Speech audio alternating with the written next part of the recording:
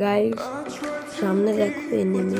একটা এনিমি এমডি-70 যখনই লুট করে জন্য যাচ্ছিলাম তখনই দেখি এবং তাকে উঠপিকার হেডশট দিয়ে ডাউন করে দেয় এবং জন্য সিরিঙ্ক হইতে হইতে দেখি একটা এনিমি তাকে উঠপিকার দিয়ে হেড মেরে দেয় এবং আমার টিমমেটকে রিভাইভ দিয়ে যখনই জন্য যাবো তখন দেখি একটা এনিমি রিভাইভ দিতেছে এবং তাকে ইউএমপি রেড মেরে ডাউন করে দিই এবং জোনে ঢোকার সময় আবার দেখি একটা এনিমি নেট নেয়, সেটাকে স্কোপ করে হেডশট মারি এবং জোনে মুভ করার সময় আবার একটা হেডশট মারি